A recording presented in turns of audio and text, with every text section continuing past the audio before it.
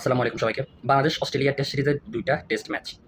এবং second test ম্যাচের আগে প্রথম টেস্ট নিয়ে আমি একটু আলোচনা করব অথবা রিপিট করব। প্রথম টেস্টের ফলাফল নিয়ে।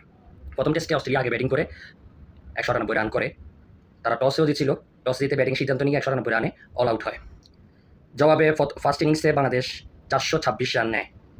তো অস্ট্রেলিয়াকে একটা ভালো স্কোর লিড দেয়। তো অস্ট্রেলিয়া সেকেন্ড ইনিংসে ব্যাটিং করার পরে বাংলাদেশকে ৫৭ রানের টার্গেট দেয়। ৫৭ রান ব্যাটিং করতে বা চেস করতে নেমে বাংলাদেশ ৩.৫ দিনে খেলা পুরো টেস্ট ম্যাচটাই শেষ করে দেয়। এবং কি ১১টা সেশনই বাংলাদেশ জয়লাভ করে। এটা পুরো ওয়ার্ল্ডে এখন আলোড়ন সৃষ্টি হয়ে গেছে। আর বাংলাদেশ এমনভাবে ডমিনেট করে দিচ্ছে পুরো ওয়ার্ল্ডের বাংলাদেশের যারা হেটার্স ছিল বা বাংলাদেশকে নিয়ে যারা সমালোচনা করতো, তারা এখন বাংলাদেশকে মাথার উঁচু করে রাখছে।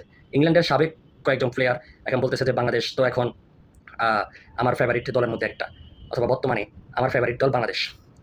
তো ৫৭ রানের টার্গেটে বাংলাদেশ ৯ উইকেটে ম্যাচটি জিতে এবং কি ১১টা সেশনেই অস্ট্রেলিয়াকে বাংলাদেশ বিট করে।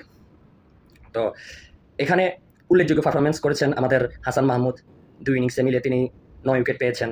ক্যারিয়ারের সেকেন্ড ম্যাচে অস্ট্রেলিয়ার মাটিতে বা নিজের ক্যারিয়ারের মেডেন সেঞ্চুরি অস্ট্রেলিয়ার সাথে অস্ট্রেলিয়ায় ১০০ রানের একটা দুর্দান্ত ইনিংস খেলছেন আমাদের তানজিদ হাসান তামিম। তার ক্যারিয়ারে সে শুরুতেই অস্ট্রেলিয়ার সাথে এই টেস্টে অস্ট্রেলিয়ার এই বোলিং লাইনের বিপক্ষে যেভাবে খেলছে, পুরো ওয়ার্ল্ডের সবাই বাঘা সাবেক প্লেয়ার সবাই তাকে খুব বাহবা দিচ্ছেন যে খুবই ভালো খেলছেন তিনি। তো অস্ট্রেলিয়া বর্তমানে খুবই চাপে আছেন সেকেন্ড টেস্টের আগে। আমরা সেকেন্ড টেস্টের ফলাফল নিয়ে বা সেকেন্ড টেস্টের স্কোয়াড নিয়ে আমি পরবর্তী একটা ভিডিও বানাবো।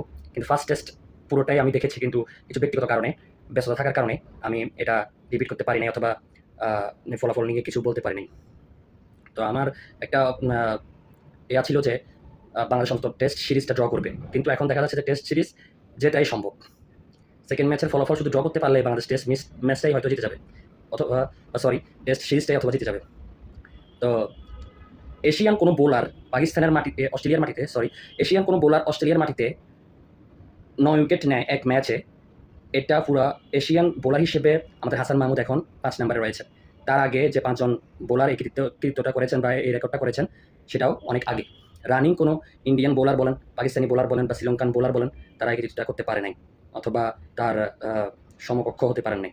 হাসান মাহমুদ কাউন্টি খেলার পরে তার যে একটা স্পিড চলে এসেছে, তার যে একটা বোলিংয়ের একটা ধার চলে এসেছে, সেটা অবিশ্বাস্য ছিল, অবিশ্বাস্য দেখার মতো। তো সেকেন্ড টেস্টের আগে এই সিরিজের ফলাফল নিয়ে অথবা বাংলাদেশের টেস্টের উন্নতি নিয়ে, বাংলাদেশের ক্রিকেটের উন্নতি নিয়ে, টেস্ট খেলাটাই কিন্তু আসল ক্রিকেট। Test means cricket.